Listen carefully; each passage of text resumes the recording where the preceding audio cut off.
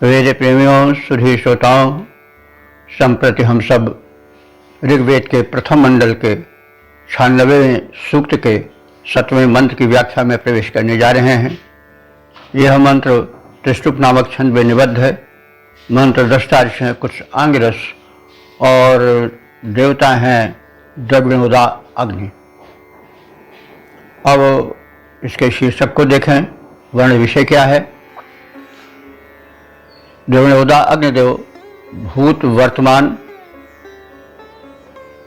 में की समस्त समृद्धियों के सदन, आधारभूत रक्षक। तो अब इस मंत्र को समेटे हुए मंत्र का इस अर्थ को समेटे हुए मंत्र का प्रथम पाठ हो जाए। ओम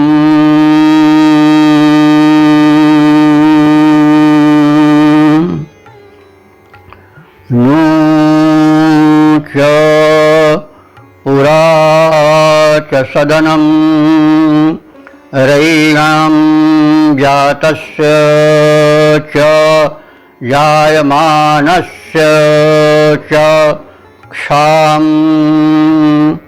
सतश्च गोपां भवतश्च भूरेर्देवा अग्निं धारयन् द्रविणोदाम्।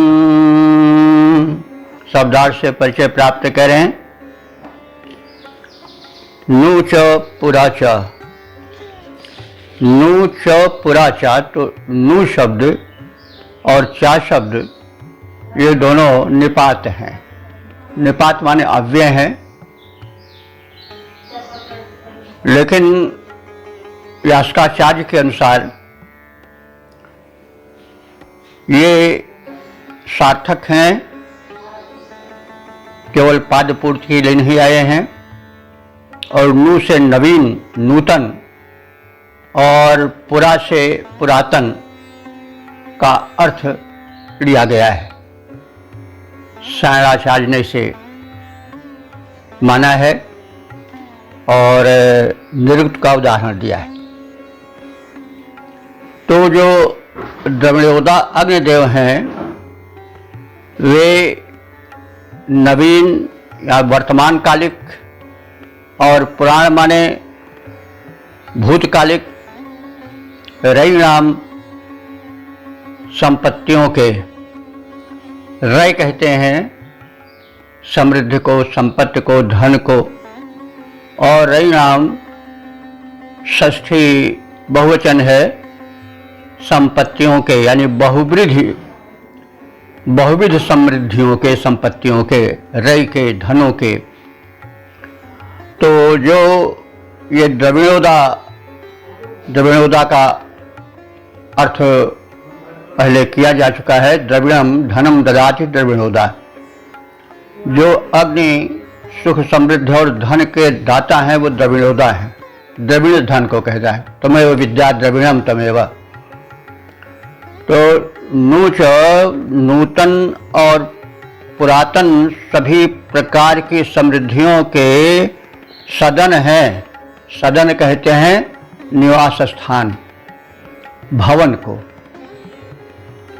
सीदति अत सदना, जहाँ बैठा जाए, रहा जाए, वह सदन है, सदधातु से बना है।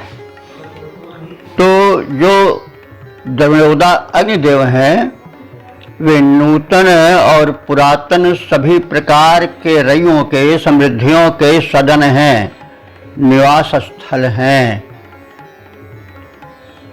और वे कैसे हैं? जातस्य च जायमानस्य च क्षाम। वे जातस्य माने जो पैदा हो चुका है, उत्पन्न हो चुका है, और जायमानस्य माने जो उत्पन्न होगा, उसके क्षाम है। क्षाम माने आधार भूमि है। तो द्रविणोदा अग्निदेव जो पदार्थ उत्पन्न हो चुके हैं और जो भविष्य में उत्पन्न होंगे, उन सबकी आधार भूमि है, क्षाम है। क्षाम निवास स्थान आधार भूमि को कहते हैं। सतः च भवतः च।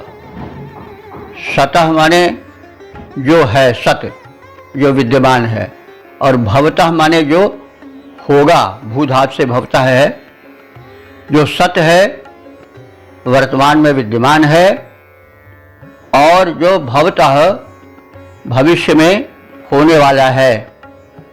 उन समृद्धियों के भूरेह गोपाम। द्रविणोदा अग्निदेव, भूरेह माने अत्यधिक या अनंत, गोपाम माने रक्षक। गोप, गुप धातु से गोप बना है, तो गोप माने रक्षक। तो जो समृद्धियां सत हैं, यानी वर्तमान में विद्यमान हैं, और जो भवतः भविष्य में होने वाली हैं, उन अनंत समृद्धियों के वे गोप हैं, संरक्षक हैं। तो इन्हीं सब गुणों और वैशिष्ट्यों को समझ करके देव शक्तियों ने द्रविणोदाम, धन प्रदाता अग्निम, अग्नि को धारण माने देवदूत रूप में धारण किया, यानी नियुक्त किया। तात्पर्य है कि अग्निदेव भूत और वर्तमान दोनों में उत्पन्न संपदाओं के सदन हैं।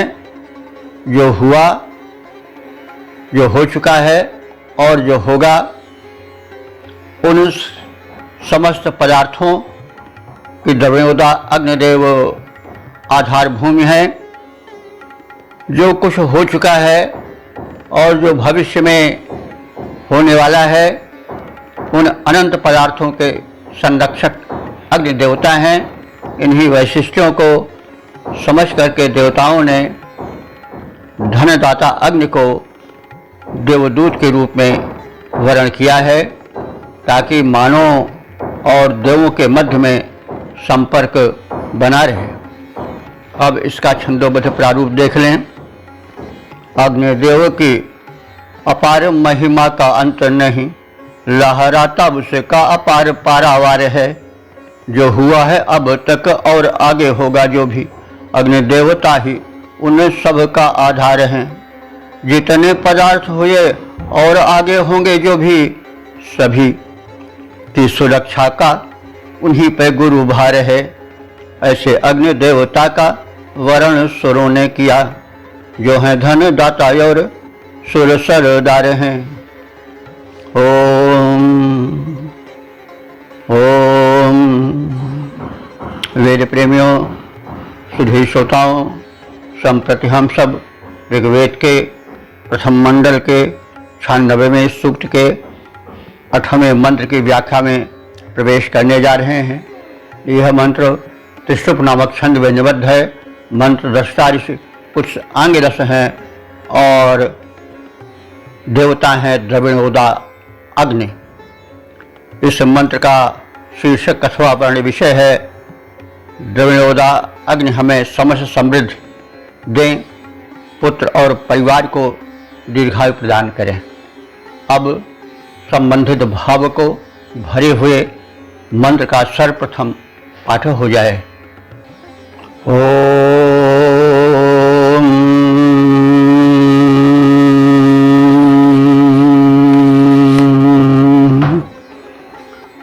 द्रविणोदा द्रविणस्तुरस्य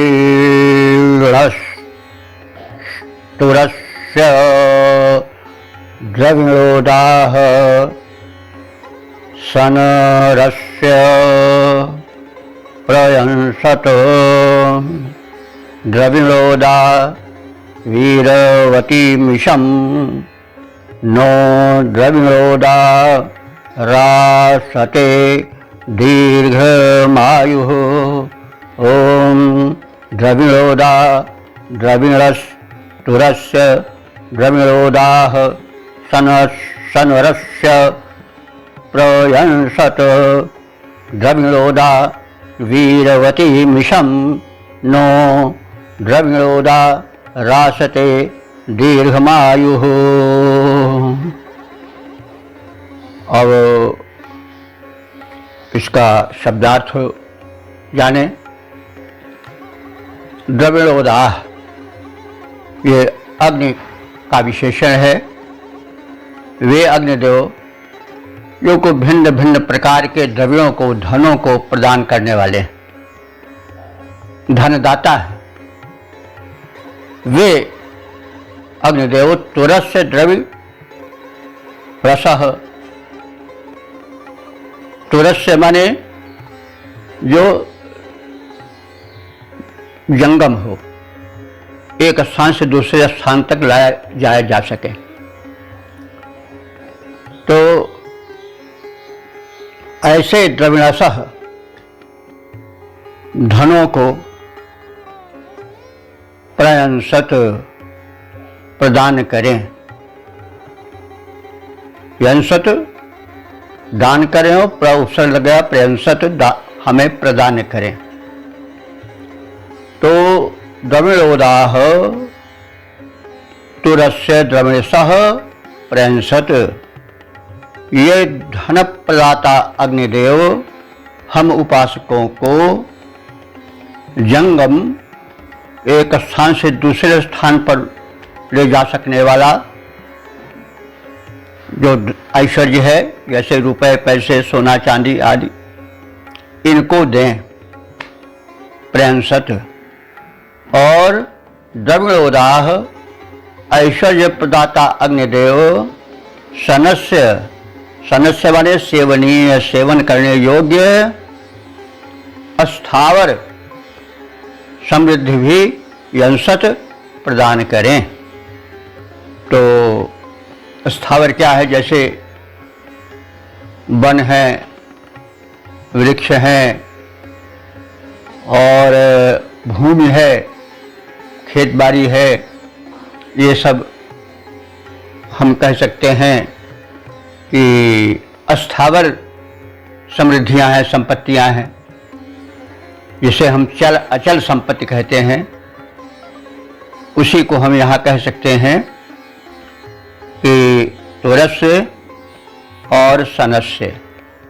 तुरस्य माने चल समृद्धि और सनस्य माने सेवन योग्य अचल संपत्ति। इन दोनों को द्रविणोदाह धन प्रदाता अग्निदेव नः प्रयंसत, हम सब उपासकों को प्रदान करें। द्रविणोदाह ये द्रविण यानी धन प्रदाता अग्निदेव दीर्घम आयु रासते। दीर्घम आयु माने दीर्घ आयु, लंबी आयु। तो पूर्ण आयु 100 वर्ष की होती है और 100 वर्ष से जो आगे की आयु होती है वह दीर्घायु कही जाती है। तो इसका अर्थ हुआ कि ये जो धनैश्वर्य दाता द्रविणोदाह अग्निदेव हैं, ये हमें दीर्घायुष्य प्रदान करें, शतायु से ऊपर की आयु दें। रासते, रा प्रदाने अर्थ में प्रयुक्त होता है, रासते प्रदान करें। वीरवतीम इशम नह, नह माने हम सबको, वीरवतीम माने वीर संताने, और वीरवतीम इशम पुष्ट अन्न को, इश कहते हैं अन्न को, इशम अन्न को। तो वीर अन्न से तात्पर्य हुआ पुष्ट अन्न। तो ये धन प्रदाता अग्निदेव हमें वीरवतीम इशम, वीर संताने और पुष्ट अन्न भी प्रदान करें। तात्पर्य हुआ कि धन प्रदायक अग्निदेव, जिन्हें द्रविणोदाह कह करके संबोधित किया गया है, वे हमारे उपयोगार्थ जंगम जो धन संपत्ति चल है, रुपए पैसे आदि के रूप में, सोने चांदी आदि के रूप में, उस संपत्ति को प्रदान करें। और वे ही धन प्रदायक अग्निदेव हमें अस्थावर माने अचल संपत्तियां भी प्रदान करें और उसके स्वामी हमें बनाए। और धनदाता अग्निदेव द्रविणोदा अग्निदेव हमें वीर संतानें दें और पुष्ट अन्न भी प्रदान करें और हमें दीर्घायुष्य का दान दें। तो इस प्रकार से शब्दार्थ और भावार्थ के संक्षिप्त परिज्ञान के उपरांत हम पद रूपांतरण से इस अर्थ को जानने की चेष्टा करें।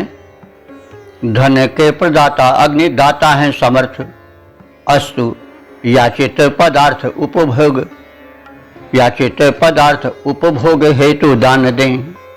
चल और अचल समृद्धियां प्रदान कर, हमको समृद्ध करने का पूरा ध्यान दें। धन दाता अग्नि कर दें हमें महान, और पुत्र पौत्र हमको प्रचंड बलवान दें। पुष्ट प्रिय अन्न दें भंडार वे हमारे भरें, दीर्घ आयु प्राप्त करें ऐसा वरदान दें। धन के प्रदाता अग्नि दाता है समर्थ, अस्तु याचित पदार्थ उपभोग हेतु दान दें। चल और अचल समृद्धियां प्रदान कर, हमको समृद्ध करने का पूरा ध्यान दें। धन दाता अग्नि कर दें हमें महान, और पुत्र पौत्र हमको प्रचंड बलवान दें। पुष्ट प्रिय अन्न दें भंडार वे हमारे भरें, दीर्घ आयु प्राप्त करें ऐसा वरदान दें। ओम ओम। वेद प्रेमियों, सुधी श्रोताओं, संप्रति हम सब ऋग्वेद के प्रथम मंडल के 96वें सूक्त के 9वें मंत्र की व्याख्या में प्रवेश करने जा रहे हैं। यह मंत्र त्रिष्टुप नामक छंद में निबद्ध है। मंत्र दृष्टा ऋषि हैं कुछ आंगिरस और देवता हैं द्रविणोदा अग्नि।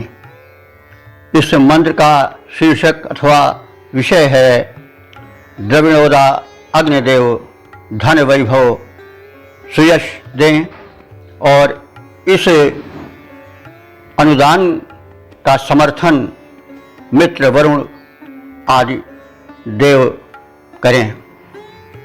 अब संबंधित मंत्र का प्रथम पाठ हो जाए। ओम ओम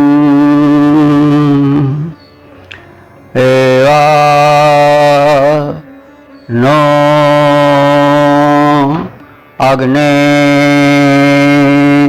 समिधा विधानो रेवत पावको शवसे विभाहि तन्नो मित्रो वरुणो मामहंता मदितिः सिंधु पृथ्वी उत द्यौः।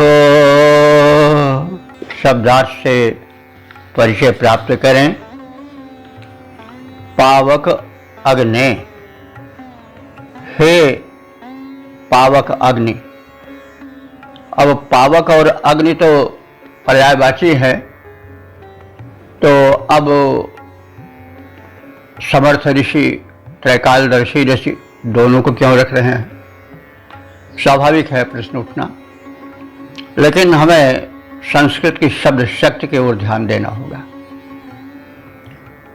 संस्कृत में पर्यायवाची, वैदिक संस्कृत तो लौकिक संस्कृत की मूल है ही, उसमें भी वही गुण है। जब जननी के या जनक के गुण संतान में आते ही हैं, तो वैदिक अथवा लौकिक संस्कृत में प्रत्येक शब्द का कोई न कोई अर्थ होता है। और जिसके जितने पर्यायवाची होते हैं वह उतने अधिक चर्चित अथवा महत्वपूर्ण वस्तु होती है। तो अग्नि, जैसा आप सब जानते हैं कि ऋग्वेद के प्रमुख देवताओं में से हैं। ऋग्वेद में सर्वाधिक मंत्र इंद्र के हैं, तत्पश्चात अग्नि के हैं। तो अग्नि की महत्ता बहुत बड़ी है, जो कुछ है वह अग्नि ही है, इसको हम सब जान चुके हैं।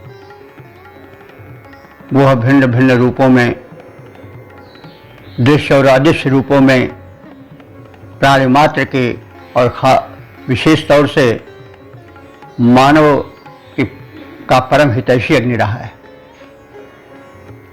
तो अब यहाँ शब्द आता है पावक और अग्नि। तो अग्निदेव पावक हैं। पावक कहते हैं पुनाति। तो जो पवित्र करे वह पावक है। अग्नि शोधन करती है, ये सब सर्वविदित तथ्य है। तो शोधनत्व के कारण, पवित्र करने वाले गुण के कारण अग्नि को पावक कहा जाता है। और अग्नि इसलिए कहा जाता है कि वे अग्रगण्य हैं, आगे चलने वाले हैं। कोई भी संस्कार होता है, कोई भी शुभ कर्म होता है, पहले अग्नि का प्रज्वलन होता है, आहुति कर्म होता है। यह आर्य पद्धति है। तो और अग्नि में यह भी गुण है कि वह ऊपर उठता है, वो ऊर्ध्व गमन की शिक्षा देता है, स्वयं आगे चलता है, बढ़ता है और यह शिक्षा देता है तुम भी प्रकाश करो, बढ़ो आगे और जीवन को प्रकाश से भर दो और संपूर्ण परिवेश को प्रकाशित कर दो, जैसे पावक अग्नि करता है। तो इन्हीं आशयों को ध्यान में रख करके महान ऋषि ने संबोधन रूप में पावक अग्नि कहा है। हे पवित्रता प्रदान करने वाले अग्रगामी अग्निदेव, समिधा एवं वृधानः। समिध कहते हैं जिनसे अग्नि का प्रज्वलन होता है, काष्ठ आदि, ये सब समिध हैं। तो समिधा एवं वृधानः, समिधा से ही बढ़ते हुए। ही क्यों लगाया गया? क्योंकि ऐसा न हो कि कहीं आग लग जाए, तो आग जब लगती है तो खतरनाक हो जाती है, प्रचंड हो जाती है, स्वाहा कर देती है, भस्म कर देती है। तो इसीलिए समिधा एवं वृधाना कहा गया है। आपका वो रूप जो यज्ञ भूमि पर समिधा प्रदान करके बढ़ाया जाता है, तो ऐसा समिधा प्रदत्त वर्धनशील तुम्हारा रूप। रेवत, रेवत कहते हैं धन को, और रेवत धन प्रदाता भी है। तो तुम्हारा ऐसा रूप जो कि समिधा द्वारा बढ़ता है, वह धन प्रदायक है। अब अग्नि के हम अनेक रूप जाने हैं। अग्नि यज्ञवेदी में प्रचंड रूप में आहुति ग्रहण कर और उसके सारांश को देवताओं तक पहुंचाता है अग्नि, और वह जठराग्नि बनकर जो हम अन्न प्रदान करते हैं वह आहुति है। उस अन्नाहुति को भी वह ग्रहण करता है, और उसके द्वारा जब वो बढ़ता है, उसका पाचन करता है, तो फिर क्या होता है? व्यक्ति शक्ति संपन्न होता है, धन संपन्न होता है।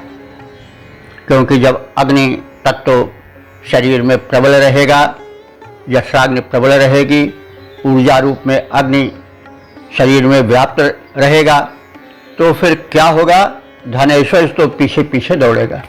तो इसीलिए कहा गया है कि रेवत हे अग्निदेव तुम धन दाता बनो। कैसे अग्निदेव? समिधा एवं वृधानः, समिधा द्वारा वृद्धि प्राप्त करके। और ऐसे अग्निदेव नः सबसे विभाही, नः माने हम सब उपासकों के, सबसे माने सुजस के लिए। सबस कहते हैं सुजस को, सबस अन्न को भी कहते हैं, धन धान्य। तो सबसे हमारे सुजस के लिए चतुर्थी है संप्रदान अर्थ में, प्रयोजन अर्थ में। तो नः हम सब उपासकों के सबसे समृद्धि के लिए, सुजस के लिए, विवाही माने जो हो प्रकाशित हो। भा धातु है, भाति विभाति, विवाही प्रकाशित हो। तो हे अग्निदेव, हे द्रविणोदा अग्निदेव, नः श्रव से हम उपासकों के सुयश के लिए और अन्न धन धान्य आदि से समृद्ध बनाने के लिए तुम विवाह विशेष रूप से प्रकाशित हो। नः तत्, नः माने हम सबके, तत् माने इस कथित अभीष्ट का अनुमोदन मित्रः वरुणः अदितिः सिंधु पृथ्वी उत द्यौः, यानी जो निवेदन, जो प्रस्ताव भक्ति पूर्वक और आहुति प्रदान करके हमने अग्निदेव से निवेदन किया, उस निवेदन को मां महंता माने समर्थित करें। कौन? मित्र देवता। मित्र देवता यह दिनाभिमानी देवता हैं, दिन के कार्यों का निरीक्षण करते हैं और मित्र रूप में सबका हित करते हैं। सूर्य का ही एक रूप मित्र है। और वरुण, ये भी आदित्य वर्ग के देव हैं, जो वर्णीय हैं और जो रात्रिभिमानी देवता हैं, अर्थात रात्रि के उत्तरदायित्व को, कृत्यों को ये देखते सुनते रहते हैं और तदनुसार जो करणीय है उसे करते रहते हैं। तो दिनाभिमानी देवता मित्र और निशाभिमानी देवता वरुण और अदिति देवी हैं। ये आदित्यों की माता हैं, द्वादश आदित्य हैं, उनकी जननी है। और अदिति जो है वो भूमि के लिए भी आता है। नादिति जो खंडित न हो वह अदिति है। यह संकेत कर रहा है कि धरती को हे परमात्मा के प्रिय पुत्रों तुम खंडित न करो। आजकल क्या होता है कि धरती के टुकड़े के टुकड़े के टुकड़े के टुकड़े होते जा रहे हैं। हम इस अखंड अदिति को, धरती माता को टुकड़े टुकड़ों में बांट रहे हैं और एक टुकड़े पर रहने वाला दूसरे टुकड़े का शत्रु बन जाता है। आप देख रहे हैं एक देश दूसरे देश को मिटा देने के लिए, गुलाम बनाने के लिए, धूल में मिटा देने के लिए तत्पर हैं और क्या क्या तैयार कर रहे हैं, मिसाइल्स, एटम बम्स, क्या क्या घातक संहारक। मनुष्य भी ये हमारा है वो हमारा है, एक एक बांटे लेते हैं। इस हमारे हिस्से में मत आना, उस हमारे हिस्से में मत आना, सब उसी में लठ लिए तैयार हैं व्यक्तिगत लोग। तो कितना कष्ट होता होगा माता को जब उसके अंग बांटे जाते हैं, जब उसके पुत्र झगड़ते हैं, एक दूसरे के शत्रु बन जाते हैं, तलवार खींचे खड़े हो जाते हैं। तो कितना दुखद क्षण होता होगा माता के लिए। तो अदिति जो कि अखंड है, ऋषियों ने जिसे अखंडित माना है, उसको लोग खंडित न करें। और वे अदिति देवी माता हमारे कथित आशय को, याचना को अनुमोदन प्रदान करें। सिंधु माने समुद्र भी, समुद्र भाई धरती के 3/4 भाग समुद्र ही है, बड़ा विशाल है। समुद्र रत्नाकर भी है। तो समुद्र देवता से अमृत भी निकला है और जहर भी निकला है। और तुलसीदास जी ने कहा है कि बंदों विधिपद रेणु, भव सागर जेह कीन है यह, और संत सुधा शशिधेनु प्रगटे खल विषवारुणी। इसी समुद्र से अमृत भी निकला है, इसी समुद्र से विष भी निकला है, इसी समुद्र से मदिरा भी निकली है, इसी से कामधेनु भी निकली है। 14 रत्न आप सब जानते हैं निकले हैं समुद्र से।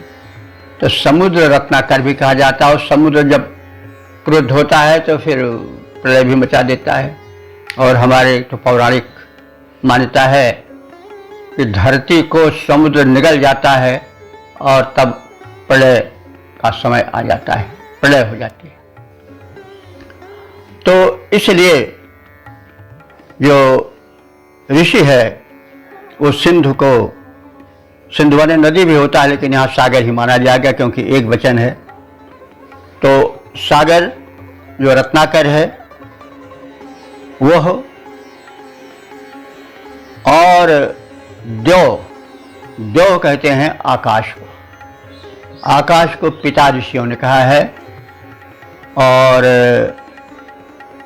अदिति को माता कहा है। तो पिता रूप में विद्यमान आकाश, क्योंकि आकाश ही से सारे अनुदान आते हैं धरती पर। आकाश ही में किरणें बिखरी रहती हैं, आकाश में ही तमाम पोषक द्रव्य भरे रहते हैं। सूक्ष्म रूप से वे वृष्टि के माध्यम से धरती पर आते हैं और वो धरती के वश बन जाते हैं। वे वृक्ष वनस्पतियों में समाहित होकर के फल फूल आदि रूप में पोषण प्रदान करते हैं और धरती के प्राणी उससे जीवित रहते हैं। तो इस प्रकार से ये जो अदिति हैं माता रूप में और जो देव पिता रूप में हैं, आकाश जो पिता रूप में हैं, ये सब जो हमने प्रथम द्रविणोदा अग्निदेव से निवेदन किया है और उनसे धन धनैश्वर्य की याचना की है, तो हमारी इस मांग को, हमारी इस याचना को कथित देवता समर्थन दे ताकि हम उसे सरलता से प्राप्त कर सकें। आशय है कि पवित्र बना देने वाले द्रविणोदा अग्निदेव समिधाओं से संवर्धित होकर हमें विभिन्न कोटियों के धन ऐश्वर्य प्रदान करें, हमारे सुयश में वृद्धि करें, उसे प्रकाशित करें, चतुर्दिक फैलाएं और हमारे इस विनम्र निवेदन को, इस अभीष्ट निवेदन को अनुमोदित करें।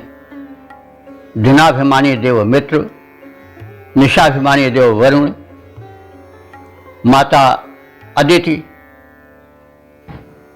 पिता देव आसमान, समुद्र देवता आदि जो दिव्य देवता हैं, वे हमारे इस याचना का अनुमोदन करें, समर्थन करें ताकि वो हमें सरलता से प्राप्त हो सकें। तो अब इसके छंदोबद्ध प्रारूप पर दृष्टि डालें। तो पावन बनाते अस्तु पावक कहाते अग्नि, पावन बनाते अस्तु पावक कहाते अग्नि, पावन बनाने हेतु हमें निज ध्यान दें। प्रज्वलन प्राप्त कर काष्ठ आदि साधनों से स्वयं प्रकाशित हमें प्रकाश दान दें। स्वयं प्रकाशित हमें प्रकाश दान दें। सुजस प्रकाशमान हो हमारा चारों ओर, धन धान्य साथ साथ महिमा महान दें। मेरी विनती को अनुमोदन प्रदान करें। ध्यान मित्र वरुणादि देवता प्रधान दें। ध्यान मित्र वरुणादि देवता प्रधान दें। ओम शम। यह मंत्र जो है वह ऋग्वेद के प्रथम मंडल के 96वें सूक्त का 9वां मंत्र है और यह समापन वाला मंत्र है। इसका तो हम शब्दार्थ, भावार्थ, शीर्षक आदि जान चुके हैं और इन 9 मंत्रों की व्याख्या हो चुकी है। और अब तक जितने मंत्र व्याख्यायित हुए हैं उनकी संख्या है 1076 और सभी मंत्रों को त्रिष्टुप नामक छंद में निबद्ध किया गया है। मंत्र दृष्टा ऋषि हैं कुछ आंगिरस और देवता हैं द्रविड़ोदा अग्निदेव। तो अब इस ऋग्वेद के प्रथम मंडल के 96वें सूक्त के जो उपास्य देव हैं द्रविड़ोदा अग्नि, उनके विषय में जो कथित है, जो उनके वैशिष्ट को बताया गया है, जो उनकी महत्ता को बताई गई है, जो उनकी सर्वव्यापकता बताई गई है, इस पर हम कुछ जान लें, कुछ ज्ञान लें, उस पर ध्यान दें। अस्तु संक्षिप्त रूप से इस सूक्त के सार को प्रस्तुत किया जा रहा है। इस सूक्त में 9 मंत्र हैं और सभी में द्रविड़ोदा अग्नि की प्रार्थना है। प्रथम मंत्र में उनके महत्व को प्रदर्शन किया गया है और कहा गया है कि अग्निदेव आदिकाल से ही मानव के हितैषी रहे। सबसे प्रथम जिस दिव्य शक्ति ने मानव को संरक्षण दिया वो अग्नि है, क्योंकि अग्नि ऊर्जा रूप में उसकी रक्षा करती रही है। अग्नि पुल्लिंग है तो इस तरह से रक्षा करते रहे हैं, उसको हम पुल्लिंग रूप में लेंगे। कभी कभी व्यवहार में चलने के कारण उसका स्त्रीलिंग भी प्रयुक्त होता है, क्योंकि ऐसा देखा गया है कि संस्कृत और जो चलती भाषा है हम लोगों की हिंदी, उसमें लिंग में भेद होता रहा है। जैसे किरण शब्द है, किरण शब्द संस्कृत में पुल्लिंग है, लेकिन हम उसको खड़ी बोली में स्त्रीलिंग में व्यवहृत करते हैं। किरणें फैली हैं, किरण फैला है नहीं कहते हैं। तो इस तरह से अब देवता शब्द है संस्कृत में स्त्रीलिंग में है, लेकिन हमारे व्यवहार की भाषा में क्या है, पुल्लिंग है, देवता आ रही है कह दें तो कुछ लोग मुस्कुरा उठेंगे, जबकि संस्कृत में देवता आ रही है कहा जाता है, देवता स्त्रीलिंग है। तो ये है, इसलिए हम अग्नि को वैदिक दृष्टिकोण से तो सदैव पुल्लिंग ही माने, व्यावहारिक दृष्टिकोण से कभी कभी स्त्रीलिंग का भी उच्चारण हो जाता है, वो कोई खास बात नहीं है। अब हम इसके वैशिष्ट की ओर ध्यान दें। ऋषि ने बताया कि अग्नि जो है मानव के आदिकाल के सहायक है। अग्नि को जला करके रात्रि को मनुष्य ने अंधकार को हटाया और घातक हिंसक सिंह, व्याघ्र, हस्ती आदि के मध्य में रहते हुए अग्नि को जला करके रक्षा प्राप्त की, क्योंकि अग्नि के दाहक रूप से सिंह, व्याघ्र आदि बहुत डरते हैं, समीप नहीं जाते हैं। तो मनुष्य सुख की नींद अग्नि को जलाकर ही सो सका होगा। तो अग्नि प्रथम सहायक और सखा है मनुष्य का। ऋषि ने इस शक्ति को पहचाना और संदेश दिया कि आप अग्नि के कितने कृतज्ञ हो। और अग्नि का एक दिव्य रूप सूर्य है जो द्युलोक में है। सूर्य ही का एक अंश पृथ्वी है। सूर्य ही की किरणों से तमाम पोषक तत्व, विटामिन सी आदि झड़ करके धरती पर आते हैं और प्राणी, मनुष्य उसका लाभ उठा करके जीवन प्राप्त करते हैं। जो विकास हो रहा है वो सूर्य के जरिए हो रहा। अग्नि भी तो विद्युत अग्नि के रूप में अंतरिक्ष में दिखाई देती है या दिखाई देता है अग्नि, तो वह विद्युत रूप में तमाम उन पोषक पदार्थों को वर्षण के माध्यम से धरती पर लाती है। यह वैज्ञानिक तथ्य है कि जो पोषक तत्व अंतरिक्ष में आकाश में बिखरे हुए हैं उनको वृष्टि जब विद्युत के चमकने से होती है तो उस चमक की लपेट में और उस वृष्टि के लपेट में आकाश में बिखरे हुए सूक्ष्म शक्ति तत्व धरती पर आ जाते हैं और धरती उसे सोख कर अपनी कोख में धारण कर लेती है। और जिस प्रकार से माता पैपान कराती है उसी प्रकार से अग्नि पोषकत्व प्रदान करते हैं प्राणियों को धारण करा करके फल फूल अन्न आदि में। और अग्नि हमारे शरीर में भी है, जठराग्नि है बन करके, ताप बन करके शरीर में 99 सेंटीग्रेड से कुछ ज़्यादा ताप रहता है। फलस्वरूप जो कृमि प्रविष्ट होते हैं वे उसमें जल भून जाते हैं। जहाँ अग्नि शरीर की शांत हुई तहाँ रोग के कीटाणु प्रवेश करने लग जाते हैं और जीवनी शक्ति क्षीण होती जाती है। जब तक अग्नि प्रज्वलित रहती है, जठराग्नि प्रज्वलित रहती है, शरीर में तापाधिक्य रहता है, तब तक मनुष्य स्वस्थ रहता है, शक्तिमान रहता है। अग्निदेव ही ऊर्जा प्रदान करते हैं। कहीं भी कोई भी हो, जितनी भी ऊर्जा है वो सब अग्नि के कारण है। जल बड़ा शीतल है लेकिन जब अग्नि का सहयोग पाता भाप बनता है तो हजारों टन भार को समुद्र के लहरों को चीरता हुआ जहाज में बढ़ता जाता है।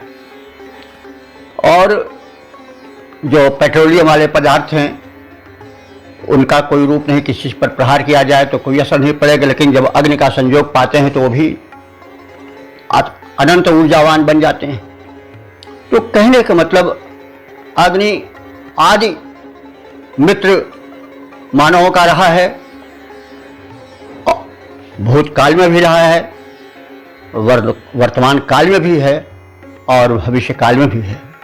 अग्नि को हमें उत्तम आहुति प्रदान करनी चाहिए, उससे पर्यावरण शोधन होगा। जठराग्नि में हम उत्तम पदार्थों की आहुति दें, यह हम नहीं कर पा रहे हैं। इसीलिए जो हम भक्षण करते हैं या पीते हैं खाते हैं वो सब जब उदर होता है और वहाँ जो जल रही जठराग्नि है जब उसी की आहुति पाती है तो अगर वह द्रव्य जो है वो दूषित रहा, कलुषित रहा, वो यदि प्रदूषित रहा तो जो रक्त बनेगा वो दूषित रक्त बनेगा। दूषित रक्त बनेगा तो दूषित सारी धातुएं होंगी। परिणाम क्या होगा? मनुष्य की ऊर्जा बहुत कम हो जाएगी, मनुष्य के नेत्र ज्योति बड़ी जल्दी समाप्त हो जाएगी, जैसा आज हो रहा है। कर्ण शक्ति समाप्त होती जाएगी, शरीर की चमक जो अग्नि के कारण पाचन से होती है वो समाप्त होती जाएगी, कमर झुक जाएगी, बुढ़ापा आ जाएगा और हमें परस्त हो जाना पड़ेगा। स्वस्थ नहीं रह जाएंगे तब हम परस्त हो जाएंगे, दवा के अधीन हो जाएंगे, दवा के वशीभूत हो जाएंगे, उसके गुलाम हो जाएंगे। देखने की कोई छड़ी लेंगे अथवा किसी के वश हो जाएगा, हमको टेका कर ले चले, तो इस तरह से हमें कदम कदम पर परतंत्रता का दुख भोगना पड़ेगा। तो इसलिए अग्नि देवता को आप साधारण न समझें, ये मानव के आदि संरक्षक रहे हैं, आदि हितैषी रहे हैं, वर्तमान में हैं और भविष्य में भी रहेंगे। इसको इस सूक्त में ऋषि ने बार बार दोहराया है और हम उसको समिधा से, उत्तम भोजन से, उत्तम आहुत से प्रदीप्त करें, प्रज्वलित करें और तब हम दिव्य शक्ति पावेंगे, उनसे हम धन पावेंगे, उनसे हम समृद्धियाँ पावेंगे, उनसे हम शक्ति पावेंगे, ऊर्जा पावेंगे। और जब ऊर्जास्वल रहेंगे तो हमारे शत्रु हमसे दबेंगे। शत्रु चाहे भीतर के हों, चाहे बाहर के हों, चाहे विषाणु रूप में है, चाहे वायरस रूप में है, कीटाणु रूप में है, वो भगेंगे। शक्ति के आगे कोई नहीं टिकता है। और दुर्बलो दैवघात का, जो दुर्बल होता है उसका भाग्य भी देवता भी साथ नहीं देते हैं। इसलिए संसार में सबसे बड़ा पाप है दुर्बल होना, और सबसे पहला जो अपना शरीर है यह कभी दुर्बल न होने पावे। हम इसीलिए ऋषि ने कहा है कि जीव में श्रद्धा सतम, 100 साल तक ही जिए नहीं, पश्य में श्रद्धा सतम, 100 साल तक देखते रहे, शून्य में श्रद्धा सतम, श्रवण शक्ति भी हमारी 100 साल तक बनी रहे, और अधीन से हम श्रद्धा सतम हो, 100 साल तक निर्बल न बने, दीन न बने, दुखियारे न बने, किसी के सहारे से हमको न चलना पड़े, हम स्वावलंबी रहें, हम समर्थ रहें। तो यह सब कैसे होगा? अग्नि से होगा। इस बात को इस सूक्त में अच्छी तरह से बताया गया है। तो हम अग्निदेव की उपासना करें, उनको यज्ञ वेदी पर शुद्ध आहुति दें, जिससे कि वातावरण परिशोधित हो। दिव्य शक्तियाँ जो जल पवन आदि के रूप में है वे हमारी सहायक बन करके आवें, और हम जो उदरस्थ अग्नि को, यक्षाग्नि को आहुति दें वो भी शुद्ध हो, आहार हमारा शुद्ध हो, और इस प्रकार से हमें जो ऊर्जा बने, जो हमें धात्विय बने। अग्नि ही चयापचय भी करता है, मेटाबॉलिज्म, भोजन को पचा करके रस बनाता है, जिसको हम शुगर कहते हैं। आज के आके अग्नि तत्व क्षीण हो जाता है, शुगर की मर्ज हो जाती है। तो अग्नि तत्व क्षीण न होने पावे, और फिर वही फिर रस को रक्त, रक्त को मांस, मांस को मेद, मेद को अस्य, फिर मज्जा, फिर वीर्य रूप में प्रदान करता है, और वही वीर्य शरीर में चमक बन करके निकलता है, और अंत में वही इम्यूनिटी पावर बन जाता है, जिसकी बड़ी चर्चा है। तो यदि वीर्य शक्ति रही, यदि अग्नि शक्ति तीव्र रही, तो रोग की ऐसी तैसी वो करीब नहीं आने पर। कमजोर को सभी सताते हैं, कीटाणु भी उसी सताते हैं जो कमजोर रहता है। कमजोर रहने का मतलब वह शरीर से मोटे हों वही मतलब नहीं है। जब जीवनी शक्ति, आज देखिए जो शमशीर हैं, उनकी अग्नि ठीक है, उनको कभी कब्ज नहीं होता है, उनको तो कोरोना नहीं होता है। मनुष्य ही, कुछ लोग कहते हैं, एक मान्यता है कि बंदर ही से विकसित हुआ है आदमी, तो उसके जो बुढ़े बाप दादा हैं वो तो अभी छलांग मार रहे हैं, उनको कोई नहीं कहीं पता चलता है कोई बंदर कोरोना से पीड़ित है। काहे भैया, जो परमात्मा के सबसे प्रिय संतान मनुष्य, वही काहे वो कोरोना से भक्षित हो रहा है। हमारी कहीं कमी है, हम उसको ध्यान नहीं देते हैं, हम देवता की सही उपासना नहीं करते हैं, उनको सही आहुति नहीं देते हैं। तो भाई जब हम जैसा करेंगे वैसे तो भरेंगे। हम दोष दूसरे को देते हैं, अपने को दोष नहीं देते हैं, यह मानव की सबसे बड़ी कमजोरी है। उसे इसलिए स्वाध्याय कहा गया है। आप अपना अध्ययन करो, अपने को समझो कि हम कहाँ हैं, हम किस स्थान पर हैं। हम क्या करते हैं? हम दूसरे को देखते हैं वो कहाँ, अपने को नहीं देखते हम कहाँ हैं, कहाँ जा रहे हैं।